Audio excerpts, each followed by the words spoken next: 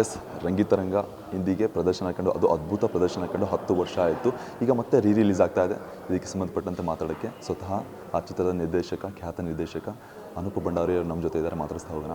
Sir, ಎಷ್ಟು ಖುಷಿ ಇದೆ, ಯಾಕಂದರೆ ಅದೇ ಮೊದಲನೇ ಬಾರಿಗೆ ನಿರ್ದೇಶನ ಮಾಡ್ತಕ್ಕಂಥ ಸಿನಿಮಾ ಈಗ ಅದ್ಭುತ ಪ್ರದರ್ಶನ ಕಂಡು ಈಗ ಮತ್ತೆ ರಿಲೀಸ್ ಆಗ್ತಾ ಇದೆ. ಎಷ್ಟು ಮಟ್ಟಿಗೆ ಖುಷಿ ಇದೆ ಸರ್? ತುಂಬಾ ಖುಷಿ ಇದೆ. ನಾವು ಅಂದ್ಕೊಂಡು ಇರಲಿಲ್ಲ ಈ ಮಟ್ಟಕ್ಕೆ ಚಿತ್ರ ಯಶಸ್ವಿ ಆಗುತ್ತೆ ಅಂತ. ಬಟ್ ಎಲ್ಲ ಚಾಲೆಂಜಸ್ ಮಧ್ಯ ಜನ ಸಪೋರ್ಟ್ ಮಾಡಿ, ಮಾಧ್ಯಮದವ್ರು ಸಪೋರ್ಟ್ ಮಾಡಿ ಇವತ್ತಿಗೆ 10 ವರ್ಷ ಆದ್ರೂ ಅದೇ ಫ್ರೆಶ್ನೆಸ್ ಉಳಿದಿದೆ. ಇವಾಗ ಟ್ರೇಲರ್ ನೋಡಿದಾಗ್ಲೂ ಎಲ್ಲರೂ ಒಂದು ಯುನಾನಿಮಸ್ ಆಗಿ ಪಾಸಿಟಿವ್ ರೆಸ್ಪಾನ್ಸ್ ಬಂತು. ಸೊ 10 ವರ್ಷ ಆದಮೇಲೂ ಆ ಮ್ಯಾಜಿಕ್ ಕಮ್ಮಿ ಆಗಿಲ್ಲ. ಆ್ಯಂಡ್ ಜನರದ್ದು ರೆಸ್ಪಾನ್ಸು ಅಷ್ಟೇ. ಇವತ್ತಿಗೂ ಎಲ್ಲೇ ಯಾರೇ ಸಿಕ್ಕಿದ್ರೂ ನನ್ನ ಬೇರೆ ಸಿನಿಮಾಗಳ ಬಗ್ಗೆನೂ ಮಾತಾಡ್ಬೋದು, ರಂಗಿತರಂಗ ಬಗ್ಗೆ ಅಂತೂ ಮಾತಾಡ್ತಾರೆ. So lot of people comments, ನಮ್ಮ ಫೇವ್ರೇಟ್ ಸಿನಿಮಾ 10 ಸಲ ನೋಡಿದ್ದೀನಿ, 20 ಸಲ ನೋಡಿದ್ದೀನಿ. ಸೊ ಇವಾಗ ಮತ್ತೆ ರಿಲೀಸ್ ಆಗ್ತದೆ, ಹೋಪ್ಫುಲಿ ಇನ್ನೊಂದು 20 ಸಲ ನೋಡ್ತಾರೆ ಅಂದ್ಕೊಂಡಿದ್ದೀನಿ. ಈ ಸಿನಿಮಾ ಸ್ಟಾರ್ಟಿಂಗ್ ಮಾಡಬೇಕಾದ್ರೆ ಸಾಕಷ್ಟು ಈ ಕಥೆನ ಬೇರೆಯವರಿಗೆ ಮಾಡಿದ್ದೆ ಅಂತ ಇಲ್ಲಿ ಪ್ರೆಸ್ ಮೀಟಲ್ಲಿ ಹೇಳ್ಕೊಂಡ್ರಿ. ಈ ಕತೆ ಯಾರಿಗೆ ಮಾಡಿದ್ರಿ? ಯಾಕಂದರೆ ಸ್ಟಾರ್ಟಿಂಗ್ ನಿರೂಪ್ ಅವರು ಈ ಕತೆಗೆ ನಾಯಕ ಆಗಿ ಒಪ್ಪಿರಲ್ಲ, ನೀವು ಯಾರಿಗಂತ ಮಾಡಿದ್ರಿ? ಇಲ್ಲ ಆ್ಯಕ್ಚುಲಿ ರಂಗಿತರಂಗ 2 ಅಂತ ಪ್ಲ್ಯಾನ್ ಮಾಡಿದ್ದು ವಿಕ್ರಾಂತ್ ರೋಣ. ಅದು ಸುದೀಪ್ ಸರ್ಗೆ ಮಾಡಿರಲಿಲ್ಲ, ಆಮೇಲೆ ಸುದೀಪ್ ಸರ್ಗೆ ನರೇಟ್ ಮಾಡಿದ್ದು ಅಂತ ಹೇಳಿದ್ದು. ರಂಗಿತರಂಗ ನಿರೂಪ್ಗೆ ಅಂತಲೇ ಮಾಡಿದ್ದು. ಬಟ್ ಇನ್ ಬಿಟ್ವೀನ್ ಏನಾಯಿತು, ನಾನು ಅಣ್ಣ ಡೈರೆಕ್ಟ್ರು, ತಮ್ಮ ಹೀರೋ ಅಂತ ಹೇಳಿದಾಗ ಎಲ್ಲಿ ನಮಗೆ ಪ್ರೊಡ್ಯೂಸರ್ಸ್ ಆ ಥರ ಬರ್ತಾರಾ ಸಿನಿಮಾ ಮಾಡೋಕ್ಕೆ ಅನ್ನೋ ಒಂದು ಇದಿತ್ತು. ಆವಾಗ ನನಗೆ ನಿರೂಪ್ ರಕ್ಷಿತ್ ಅವ್ರದ್ದು ಸಿಂಪಲ್ ಆಗಿ ಒಂದು ಲವ್ ಸ್ಟೋರಿ ರಿಲೀಸ್ ಆಗಿತ್ತು.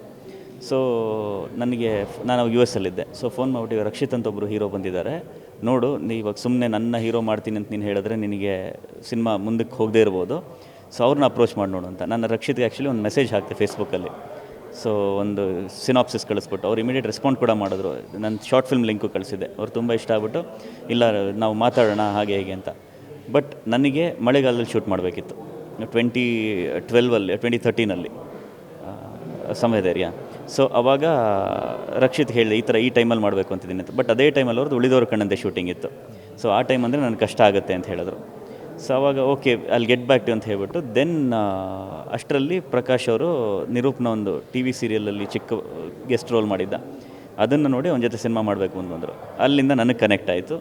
ಸೊ ಹಾಗೆ ರಂಗಿತರಂಗ ಸ್ಟಾರ್ಟ್ ಆಗಿದ್ದು. ಸೊ ಫಸ್ಟ್ ಚಾಯ್ಸ್ ನಿರೂಪೇ ಇದ್ದಿದ್ದು. ಬಟ್ ಇನ್ ಬಿಟ್ವೀನ್ ರಕ್ಷಿತ್ ಜೊತೆ ಮಾಡೋ ಒಂದು ಡಿಸ್ಕಷನ್ ಆಯಿತು. ಬಟ್ ಬಿಕಾಸ್ ಆಫ್ ಅವರ ಕಮಿಟ್ಮೆಂಟಿಂದಾಗ ಅದು ಮುಂದಕ್ಕೆ ಹೋಗಲಿಲ್ಲ. ಆಮೇಲೆ ಗುಡ್ಡದ ಭೂತ ಅನ್ನೋದನ್ನು ಪ್ರಕಾಶ್ ಅವರು ಸೀರಿಯಲಲ್ಲಿ ಆಲ್ರೆಡಿ ಒಂದು ಬೇರೆ ರೀತಿಯಲ್ಲಿ ತೋರಿಸ್ತಾ ಇದ್ರು. ಅದನ್ನು ನ್ಯೂ ಟೆಕ್ನಾಲಜಿ ಆ್ಯಡ್ ಮಾಡಿ ಈ ಗುಡ್ಡದ ಭೂತನ ಬೇರೆ ರೀತಿಯಾಗಿ ನೀವು ತೋರಿಸಿದ್ರಿ. ಈ ಕತೆ ಹುಟ್ಟಿದ್ದು ಹೇಗೆ ಸರ್?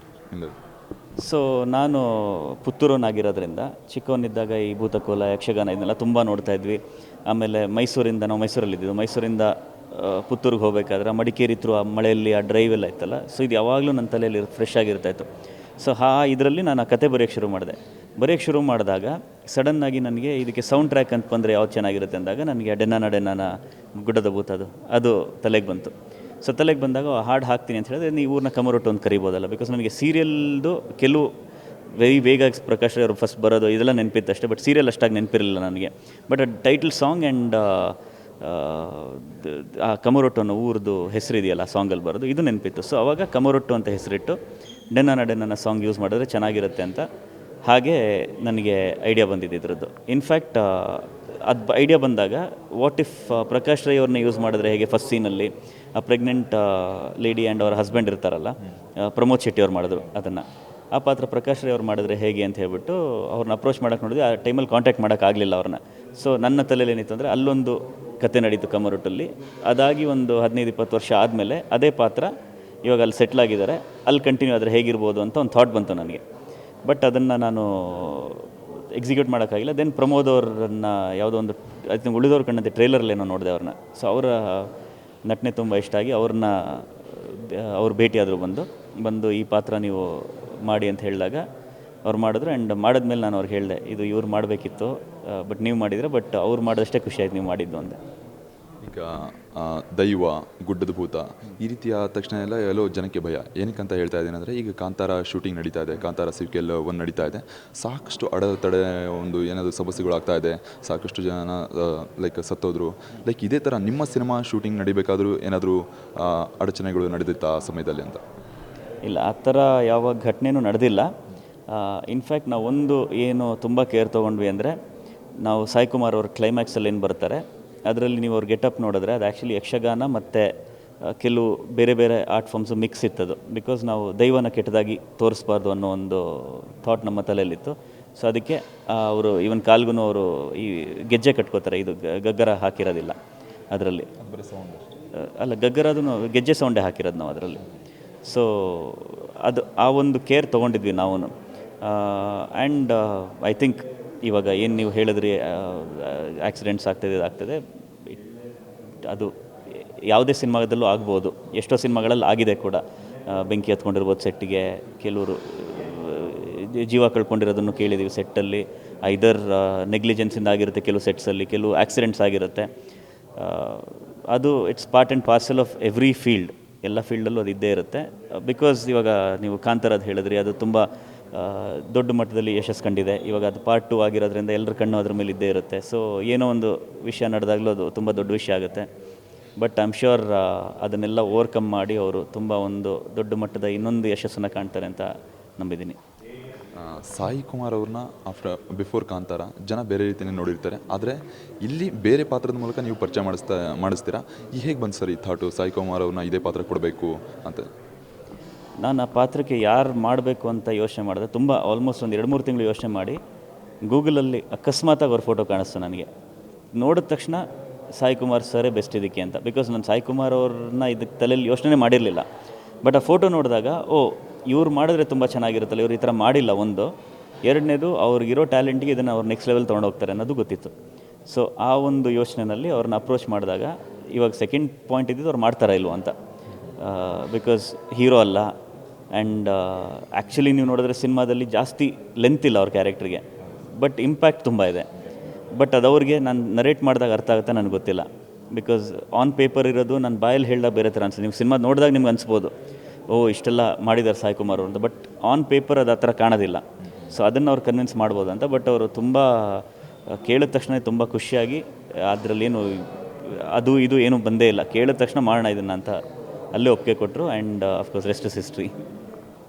ಇನ್ನೊಂದೇನೆಂದರೆ, ಈ ಸಿನಿಮಾ ಬಾಹುಬಲಿ ಅಂದರೆ CVKL 1 ಬಂದಾಗ ತುಂಬ ಅಂದರೆ ಒಳ್ಳೆ ಪ್ರದರ್ಶನ ಕಾಣ್ತಾ ಇರುತ್ತೆ. ಅದೇ ಸಂದರ್ಭದಲ್ಲಿ ನಿಮ್ಮ ಸಿನಿಮಾ ಕೂಡ ಏನೋ ತೆರೆಗೆ ಬಂತು. ಆ ಸಿನಿಮಾ ಜೊತೆ ಏನೋ ಸೆಣಸಾಟ ಆಡಿ ಒಂದು ಒಳ್ಳೆ ಅದ್ಭುತ ಪ್ರದರ್ಶನ ಕಾಣಿತು. ಅದಕ್ಕೆ ಮುಖ್ಯ ಬೆನ್ನೆಲುಬಾಗಿ ಸಾಯಿ ಕುಮಾರ್ ಅವರು ಅಂತ ಈಗ ಪ್ರೆಸ್ ಮೀಟಲ್ಲಿ ಹೇಳ್ಕೊಂಡ್ರಿ. ಯಾವ ರೀತಿ ಆಯ್ತು ಸರ್ ಇದು, ಏನೆಲ್ಲ ಹೆಲ್ಪ್ ಮಾಡಿದ್ರು ಅವರು ಅಂತ? ಸೊ ಅದೇ ನಮ್ಮ ಸಿನಿಮಾ ರಿಲೀಸ್ ಆಗಿ 1 ವಾರದಲ್ಲಿ ಬಾಹುಬಲಿ ಬಂತು. ಅದಾಗಿನೂ ಐ ಥಿಂಕ್ ಬಜರಂಗಿ ಭಾಯ್ಜಾನ್ ಬಂತು, ಶ್ರೀಮಂತುಡು ಬಂತು. ಸೊ ಶೋಸ್ ಆಲ್ವೇಸ್ ಅದೊಂದು ಪ್ರಾಬ್ಲಮ್ ಇದ್ದೇ ಇತ್ತು. ಬಟ್ ಆ ಟೈಮಲ್ಲಿ ನಾವು ಆಡಿಯನ್ಸ್ ಕಡೆಯಿಂದನೂ ತುಂಬ ಸಪೋರ್ಟ್ ಬಂತು, ಮೀಡಿಯಾ ಕಡೆಯಿಂದ ಸಪೋರ್ಟ್ ಬಂತು. ದೆನ್ ಸಾಯಿ ಕುಮಾರ್ ಅವರು ಆ ಟೈಮಲ್ಲಿ, ನಮ್ಮ ತಂದೆ ಕೂಡ ತುಂಬ ಎಲ್ಲ ರೀತಿಯಲ್ಲೂ ಟಾಪ್ ಲೆವೆಲಲ್ಲಿ ರೀಚ್ ಔಟ್ ಆಗೋಕ್ಕೆ ಟ್ರೈ ಮಾಡಿದ್ರು. ಸಾಯಿ ಕುಮಾರ್ ಅವರು ಅವಾಗ ಸಪೋರ್ಟ್ ಮಾಡಿ ಇನ್ಫಾರ್ಮೇಷನ್ ಬ್ರಾಡ್ಕಾಸ್ಟಿಂಗ್ ಮಿನಿಸ್ಟ್ರಿನ ಕಾಂಟ್ಯಾಕ್ಟ್ ಮಾಡಿ ಅಂತ ಹೇಳ್ಬಿಟ್ಟು ಅವ್ರನ್ನ ಮೀಟ್ ಮಾಡಿ ಅವ್ರ ಥ್ರೂ ನಾವು ಸಪೋರ್ಟ್ ತೊಗೊಂಡು ಅವತ್ತಿಗೂ ನಾನು ಇವತ್ತು ನಾನು ನೆನಪಿದೆ, ನಾನು ಪ್ರೆಸ್ ಮೀಟಲ್ಲಿ ಹೇಳಿದ್ದು, ನಮಗೆ ಬಾಹುಬಲಿ ವಿರುದ್ಧ ಏನೂ ಪ್ರಾಬ್ಲಮ್ ಇಲ್ಲ, ಅವ್ರು ಚೆನ್ನಾಗಿ, ನಮಗೂ ಖುಷಿನೇ, ಅವರು ಕಷ್ಟಪಟ್ಟು ಸಿನಿಮಾ ಮಾಡಿದ್ದಾರೆ. ಬಟ್ ನಮ್ಮ ಚೆನ್ನಾಗಿ ಓಡ್ತಾ ಇರೋ ಸಿನಿಮಾನ ತೆಗೆದು ಹಾಕಬೇಡಿ ಅಂತ ಅಷ್ಟೇ ಕೇಳ್ತಾರೆ. ಅವ್ರು 100 ಥಿಯೇಟ್ರಲ್ಲಿ ಹಾಕಲಿ, 200 ಥಿಯೇಟ್ರಲ್ಲಿ ಹಾಕಲಿ, ವಿಲ್ ಬಿ ಹ್ಯಾಪಿ. ಬಟ್ ನಮ್ಮದು ಸಕ್ಸಸ್ಫುಲ್ಲಾಗಿ ಓಡ್ತಾ ಇರೋ ಥಿಯೇಟ್ರಲ್ಲಿ ತೆಗೆದು ಹಾಕಬೇಡಿ. ನಮ್ಮದೆಲ್ಲ ಚೆನ್ನಾಗಿ ಓಡ್ತಾ ಇಲ್ವಾ, ಖಂಡಿತ ತೆಗೀರಿ, ಹಾಕಿ, ನಮಗೇನು ಬೇಜಾರಿಲ್ಲ. ಬಟ್ ಓಡ್ತಾ ಇರೋ ಕಡೆ, ಬಿಕಾಸ್ ನಮ್ಮದು ಆಲ್ಮೋಸ್ಟ್ 98% ಆಕ್ಯುಪೆನ್ಸಿ ಇತ್ತು. ಫಸ್ಟು 2 ದಿನ ಮಾತ್ರ ಸ್ಲೋ ಪಿಕಪ್ ಇತ್ತು ಅಷ್ಟೇ, ಬಿಕಾಸ್ ಹೊಸಬ್ರು ಅಂತ. ಬಟ್ ಅದಾದಮೇಲೆ ಹಂಗೆ ಪಿಕಪ್ ಆಗಿ ನಿಲ್ಲೇ ಇಲ್ಲ ಅದು. ಆಲ್ಮೋಸ್ಟ್ ನಮಗೆ 365 ಡೇಸನ್ನು ತುಂಬ ಚೆನ್ನಾಗಿ ಹೋಯಿತು. Specially I still remember 15th ವೀಕಲ್ಲಿ ಇನ್ನೂ ತುಂಬ ಥಿಯೇಟರ್ಸಲ್ಲಿತ್ತು, ಎಲ್ಲೋದ್ರೂ ಅವಾಗ್ಲೂ ಟಿಕೆಟ್ಸ್ಗೆ ಕಷ್ಟ ಆಗ್ತಾಯಿತ್ತು. ಸೊ ಆ ಥರ ಇದ್ದಿದ್ದನ್ನು ತೆಗೆದು ನೀವು ಹಾಕಬೇಡಿ ಅಂತಷ್ಟೇ ನಮ್ಮ ರಿಕ್ವೆಸ್ಟ್ ಇದ್ದಿದ್ದು. ಆ್ಯಂಡ್ ಅದನ್ನು ಎಲ್ಲರೂ ಸಪೋರ್ಟ್ ಮಾಡಿದ್ರು ಅದಕ್ಕೆ. ಆ್ಯಂಡ್ ಥಿಯೇಟರ್ ರಿಟೈನ್ ಮಾಡಿದ್ರು. ಅದಾಗಿದ್ದಕ್ಕೆ ಇವತ್ತು 10th ಇಯರ್ ಸೆಲೆಬ್ರೇಟ್ ಮಾಡ್ತಾಯಿದ್ದೀವಿ. ಎಷ್ಟು ಕಡೆ ನೀವೇ ಹೇಳ್ಕೊಂಡಿದ್ದೀರಾ. ಇನ್ನೊಂದು ಮಾತು, ಈ ವಿಕ್ರಾಂತ್ ರೋಣ ಸಿನಿಮಾದ ಕತೆ ಎಲ್ಲ ಒಂದು ಕಡೆ ಕಾಂತಾರ 2 ಆಗಬೇಕಿತ್ತು ಅಂತ ಹೇಳ್ಕೊಂಡಿದ್ದಾರೆ. ಅದನ್ನು ಕಾಂತಾರ 2 ಅಂತ ನೇಮ್ ಹಿಡಿದೆ, ಯಾಕೆ ವಿಕ್ರಾಂತ್ ರೋಣ ಅಂತ ಚೂಸ್ ಮಾಡಿದ್ರಿ? ಕಾಂತಾರ 2 ಅಂತ ಯಾಕೆ ಮಾಡಬಾರ್ದಿತ್ತು ಅಂತ? ಕಾಂತಾರ 2 ಅಂತ ಇಟ್ಟರೆ ರಿಷಬ್ ಶೆಟ್ಟಿ ಬಿಡಲ್ಲ. ಸಾರಿ, ರಂಗಿತರಂಗ 2 ಇಲ್ಲ, ರಂಗಿತರಂಗ 2 ಅಂತಲೇ ಬರೆದಿದ್ದು. ಸೊ ಬರೆದಾಗ ಹಾಗೆ ಇತ್ತು. ಬಟ್ ಸುದೀಪ್ ಸರ್ಗೆ ನರೇಟ್ ಮಾಡೋಕ್ಕೆ ಮುಂಚೆ when we had a discussion, ಎಲ್ಲರೂ ಇಲ್ಲ ಅದು ರಂಗಿತರಂಗ 2 ಅಂದರೆ ಸುದೀಪ್ ಸರ್ ಸ್ಟ್ಯಾಚರ್ಗೆ ಅದು ವರ್ಕ್ ಆಗಲ್ಲ, ನೀವು ಅವಾಗ ಫ್ಯಾಂಟಮ್ ಅಂತ ಇಟ್ಟಿದ್ದೆ. ಆಮೇಲೆ ಕ್ಯಾರೆಕ್ಟರ್ ಹೆಸರು ವಿಕ್ರಾಂತ್ ರೋಣ ಅಂತ ಇದ್ದಿದ್ದರಿಂದ ಚೇಂಜ್ ಮಾಡಿದ್ವಿ. ಸೊ ಅದೇ ವರ್ಲ್ಡಲ್ಲಿ ನಡೆಯೋ ಕತೆ, ಇಟ್ಸ್ ಅನ್ರಿಲೇಟೆಡ್ ಪ್ರೀಕ್ವಲ್, ಕಮರೊಟ್ಟಲ್ಲಿ ನಡೆಯುವಂಥ ಇನ್ನೊಂದು ಕತೆ ಅಂತ ಹೇಳ್ಬಿಟ್ಟು ಮಾಡಿದ್ದು. ಸೊ ದೆನ್ ಸುದೀಪ್ ಸರ್ ಹತ್ರ ಹೋಗೋಕ್ಕೆ ಮುಂಚೆ when we had this discussion ಎಲ್ಲರೂ ತುಂಬ ಹೇಳಿದ್ರು, ಇಲ್ಲ ಈ ಥರ ಇವ್ರಿಗೆ ಅವರ ಇಮೇಜಿಗೆ ಸೂಟ್ ಆಗೋ ಥರ ನೀವು ಸ್ವಲ್ಪ ಬದಲಾಯಿಸ್ಕೊಂಡ್ರೆ ಬೆಟ್ರ್ ಅಂತ. ಸೊ ಅದಕ್ಕೇನು ಬೇಕಿತ್ತು ಚೇಂಜಸ್ ಮಾಡಿಕೊಂಡು ಅದಾದಮೇಲೆ ನರೇಟ್ ಮಾಡಿದೆ ಅವ್ರಿಗೆ. And he was always supportive. ಅವ್ರು ನೋಡಿರಲಿಲ್ಲ ರಂಗಿತರಂಗ. ನಾನು ಹೇಳಿದಾಗ ಇಲ್ಲ that is fine, it's same world ಅಲ್ವ. ಇಟ್ ಇಸ್ ಲೈಕ್ ನಿಮ್ಮ ಬ್ಯಾಟ್ಮ್ಯಾನ್ ಆ್ಯಂಡ್ ಜೋಕರ್. ಸೊ ಜೋಕರ್ದು ಒಂದು ಸಿನಿಮಾ ಇರುತ್ತೆ, ಬ್ಯಾಟ್ಮ್ಯಾನ್ದು ಒಂದು ಸಿನಿಮಾ ಇರುತ್ತೆ, ಬ್ಯಾಟ್ಮ್ಯಾನ್ದೇ ಬೇರೆ ಬೇರೆ ಸಿನಿಮಾಗಳಿರುತ್ತೆ, ಗಾಥಮ್ ಸಿಟಿಲಿ ನಡೆಯೋದಷ್ಟೇ ಅದು. ಸೊ ಆ ಥರ ಕಮರೋಟಲ್ಲಿ ನಡೆಯೋ ಇನ್ನೊಂದು ಕತೆ ಅಂತ. So in fact if you see interval music and climax music both Rangitaranga and Vikrant Rona same music. Interval ಬ್ಲಾಕಲ್ಲೂ ಅದೇ, ಎರಡರಲ್ಲೂ ಅದೇ ಮ್ಯೂಸಿಕ್ ಪ್ಲೇ ಆಗೋದು, ಕ್ಲೈಮ್ಯಾಕ್ಸಲ್ಲೂ ಅದೇ ಪ್ಲೇ ಆಗೋದು. ಇಂಟರ್ವಲಲ್ಲಿ ಧುಮ್ ಥಾ ಧುಮ್ ಧುಮ್ ಧುಮ್ ಥಾಕ್ ಎರಡರಲ್ಲೂ ಅದೇ, ಕ್ಲೈಮ್ಯಾಕ್ಸಲ್ಲಿ ಕರ ಕರ ಕರ ಕಕ್ಕರ ಚರ್ಪ ಪಿರನಲ್ ಕುರಿ ನೆತ್ತರ ಪರ್ವ ಎರಡರಲ್ಲೂ ಅದೇ. So and even the driver if you see Pakru ಅಂತ ಯಾರು ಇರ್ತಾನೆ ಇದರಲ್ಲಿ ವಿಕ್ರಾಂತ್ ರೋಣದಲ್ಲಿ, ಅವನ ಮಗ ರಫೀಕ್, ಅವನ ಒಂದು ಸೀನಲ್ಲಿ ಬರ್ತಾನೆ ಅವನು, ಅದು ಪಿ ಟಿ ಮಾಸ್ಟರ್ ರಥದಲ್ವ ಅಂತ ಹೇಳ್ತಾನೆ, ಅವನೇ ರಂಗಿತರಂಗದ ರಫೀಕ್ ಅಂತ. ಸೊ ಆ ಕನೆಕ್ಷನ್ಸ್ ಎಲ್ಲ ಇತ್ತು. ಬಟ್ ಸಮ್ವೇರ್ ಎಸ್, ನಾವು ಆಡಿಯನ್ಸ್ಗೆ ಮೊದಲೇ ಹೇಳಿದ್ದಿದ್ರೆ ಏನು ಸಕ್ಸಸ್ ಕಂಡ್ವಿ ಅದಕ್ಕಿಂತ ಇನ್ನಷ್ಟು ದೊಡ್ಡ ಮಟ್ಟದ ಸಕ್ಸಸ್ ಕಾಣ್ಬೋದಿತ್ತು. ಎಲ್ಲೋ ಒಂದು ಕಡೆ ಮಾರ್ಕೆಟಿಂಗಲ್ಲಿ because of all the external forces where they said ಇಲ್ಲ ಸುದೀಪ್ ಸರ್ ಸಿನಿಮಾ ಅಂದರೆ ಹಿಂಗೆ ಪ್ರಮೋಟ್ ಮಾಡಬೇಕು, ಅದನ್ನ ಕಮರ್ಷಿಯಲ್ ಅಂತ ತೋರಿಸ್ಬೇಕು ಅಂತ ಅಲ್ಲಿ ನಮ್ಮ ಕಡೆಯಿಂದ ಒಂದು ಮಿಸ್ಟೇಕ್ ಆಯಿತು ಅಂತ ಖಂಡಿತ ನಾನು ಆ ಮಿಸ್ಟೇಕ್ ಒಪ್ಕೋತೀನಿ ನಾನು. ನಾವು ಇನ್ಫ್ಯಾಕ್ಟ್ ಈ ಮಾತನ್ನ ಅದಾದಮೇಲೆ ನಾನು ಕೆಲವ್ರಿಗೆ ಹೇಳಿದೆ. ಇವಾಗ ಸುದೀಪ್ ಸರ್ ಮೈ ಆಟೋಗ್ರಾಫ್ ಮಾಡಿದ್ದಾರೆ, ಮಾಣಿಕ್ಯನೂ ಮಾಡಿದ್ದಾರೆ.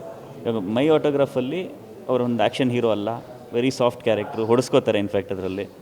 ಸೊ ಆ ಸಿನಿಮಾ ಥರನೇ ಪ್ರಮೋಟ್ ಮಾಡಬೇಕು, ಈ ಸಿನಿಮಾ ಥರನೇ ಪ್ರಮೋಟ್ ಮಾಡಬೇಕು. ಮೈ ಆಟೋಗ್ರಾಫ್ನ ನಾವು ಆ್ಯಕ್ಷನ್ ಸಿನಿಮಾ ಥರ ಪ್ರಮೋಟ್ ಮಾಡಿದ್ರೆ ಜನ ಥಿಯೇಟ್ರಿಗೆ ಬಂದುಬಿಟ್ಟಿದ್ದೇನೆ ಇದು ಆ್ಯಕ್ಷನ್ ಇಲ್ಲ ಬೋರು ಅಂದ್ಬಿಡ್ತಾರೆ. ಸೊ ಆ ಒಂದು ಎಕ್ಸ್ಪೆಕ್ಟೇಷನ್ ಏನಿದೆ ಅದನ್ನು ಕರೆಕ್ಟಾಗಿ ಸೆಟ್ ಮಾಡಬೇಕು ಅಂತ. So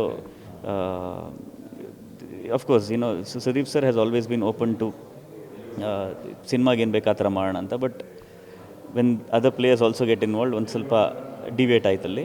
but with BRB that is one precaution that we are taking. ನಾವು ಫಸ್ಟಿಂದಾನೆ ಸಿನಿಮಾದಲ್ಲಿ ಏನಿದೆ ಅದನ್ನೇ ತೋರಿಸೋದು, ಅದು ಬಿಟ್ಟೇನು ಬೇಡ. ಸುದೀಪ್ ಸರ್ ಅವರ BRB ಎಲ್ಲಿಗೆ ಬಂದು ನಿಂತಿದೆ ಅಂತ ಅಂದರೆ ಎಷ್ಟು ಶೆಡ್ಯೂಲ್ ಶೂಟಿಂಗ್ ನಡೆದಿದೆ? ಯಾಕಂದರೆ ಅಭಿಮಾನಿಗಳು ಕಾಯ್ತಿದ್ದಾರೆ ಸುದೀಪ್ ಸರ್ನ ನೋಡೋಕ್ಕೆ. ಎಲ್ಲಿಗೆ ಬಂದಿದೆ ಸರ್ BRB? ಈಗ ಒಂದು ಸ್ಕೆಡ್ಯೂಲ್ ಕಂಪ್ಲೀಟ್ ಆಗಿದೆ ಆ್ಯಂಡ್ ಈಗ ಒಂದು ಯುರೋಪಲ್ಲಿ ಒಂದು VFX ಶೂಟ್ ಒಂದು ಪ್ಲ್ಯಾನ್ ಆಗಿದೆ. ಸೊ ಅದರದ್ದು ವೀಸಾ ಪ್ರಾಸೆಸ್ ಎಲ್ಲ ನಡೀತದೆ. ಹೋಪ್ಫುಲಿ ಈ ಮಂತ್ ಅಥವಾ ಅಲ್ಲಿ ನೆಕ್ಸ್ಟ್ ಮಂತಲ್ಲಿ ಹೋಗ್ತಾ ಇದ್ದೀವಿ. ಆ್ಯಂಡ್ ಅದು ಬಿಟ್ಟರೆ ಆಗಸ್ಟಿಂದ ಒಂದು ದೊಡ್ಡ ಸ್ಕೆಡ್ಯೂಲ್ ಬ್ಯಾಂಗ್ಳೂರ್ ಪ್ಲ್ಯಾನ್ ಮಾಡ್ತಾ ಇದ್ದೀವಿ. So it's a slow process but ಚೆನ್ನಾಗಿ ನಡೀತದೆ. ಇಲ್ಲಿ ನಮ್ಮ ಇದು ಬೆಂಗಳೂರಲ್ಲೇ ಒಂದೇ ಕಾಂಪೌಂಡ್ನಲ್ಲಿ BRB ಮತ್ತು ಡೆವಿಲ್ ಶೂಟಿಂಗ್ ನಡೀತಾ ಇತ್ತು ಅಂತಕ್ಕಂಥ ಊಹಾಪೋಹಗಳು ಕೇಳಿ ಬಂದಿತ್ತು. ಆ ಸಂದರ್ಭದಲ್ಲಿ ಸುದೀಪ್ ಸರ್ ಡೆವಿಲ್ ಸೆಟ್ಟಿಗೆ ಹೋಗೋ ಥರ ಏನಾದರೂ ಹೋಗಿದ್ರಾ, ವಿಸಿಟ್ ಏನಾದ್ರು ಮಾಡಿದ್ರಾ, ಅಥವಾ ಏನಾದರೂ ಆ ಥರ ಕಂಡು ಬಂದಿತ್ತಾ? ಇಲ್ಲ, ಇನ್ ಜನರಲ್ ನಾವು ಶೂಟ್ ಮಾಡಬೇಕಾದ್ರೆ Sudeep sir is very because ಅವ್ರದ್ದು ಗೆಟಪ್ ಇರುತ್ತೆ, ಇನ್ನೊಂದಿರುತ್ತೆ. So he is very focused on what is doing. And ಅವರು ಒಂದು ಸಲ ಸೆಟ್ಟಿಗೆ ಬಂದರೆ ಎಲ್ಲ ಮುಗಿಸ್ಕೊಂಡೇ ವಾಪಸ್ ಹೊರಡೋದವರು. ಸೊ ನಮ್ಮ ಪಾಡಿಗೆ ನಮ್ಮ ಶೂಟಿಂಗ್ ನಡೀತಾಯಿತ್ತು, ಪಕ್ಕದಲ್ಲಿ ಡೆವಿಲ್ ನಡೀತಾಯಿತ್ತು, ಇನ್ನೊಂದು ಬೇರೆ ಒಂದೆರಡು ಚಿಕ್ಕ ಸಿನಿಮಾಗಳನ್ನು ನಡೀತಾಯಿತ್ತು. ಬಟ್ ಅವ್ರ ಪಾಡಿಗೆ ಸಿನಿಮಾ ಮಾಡ್ತಾರೆ, ನಾವು ನಮ್ಮ ಪಾಡಿಗೆ ಸಿನಿಮಾ ಮಾಡ್ತಾಯಿದ್ದೆ. ನೆಕ್ಸ್ಟ್ BRB ಅಪ್ಡೇಟ್ ಯಾವ ಕಾಣ್ಬೋದು ಸರ್ ಸುದೀಪ್ ಸರ್ ಅಭಿಮಾನಿಗಳು?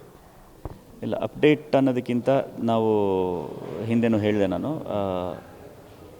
ಅಪ್ಡೇಟ್ಗೆ ಟೈಮ್ ಬಂದಾಗಲೇ ಅಪ್ಡೇಟ್ ಕೊಟ್ಟರೆ ಬೆಟರ್ ಅದು. Because too many updates, too many content getting out ಎಲ್ಲೋ ಒಂದು ಕಡೆ ಸ್ಟೈಲ್ ಮಾಡಿಬಿಡುತ್ತೆ ಪ್ರಾಡಕ್ಟ್ನ.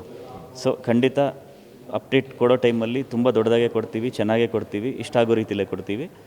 ಬಟ್ ನಮ್ಮ ಓವರಾಲ್ ಟೈಮ್ ಲೈನ್ ನೋಡಿಕೊಂಡು ಸಿನಿಮಾದು ಇವತ್ತಿಂದ ರಿಲೀಸ್ವರೆಗೆ ಏನು ಟೈಮ್ ಲೈನ್ ಇದೆ ಆ್ಯಂಡ್ ಯಾವಾಗ ಯಾವ ಪ್ರಮೋಷನಲ್ ಕಂಟೆಂಟ್ ಬಿಡಬೇಕು ಟು ಕ್ರಿಯೇಟ್ ಮ್ಯಾಕ್ಸಿಮಮ್ ಹೈಪ್, ಅದನ್ನು ಮಾಡ್ಕೊಂಡು ಹೋಗೋಣ ಅಂತ. ಇನ್ಸ್ಟೆಡ್ ಆಫ್ ಸುಮ್ಮನೆ ನಾವು ರ್ಯಾಂಡಮ್ ಆಗಿ, ಇವಾಗ ವಿಕ್ರಾಂತ್ ರೋಣದಲ್ಲಿ ನಮ್ಗೆ ಒಂದು ಸ್ಮಾಲ್ ಪ್ರಾಬ್ಲಮ್ ಆಗಿದೆ ಬಿಕಾಸ್ ಆಫ್ ಕೋವಿಡ್. 4 years ಆಯ್ತದು.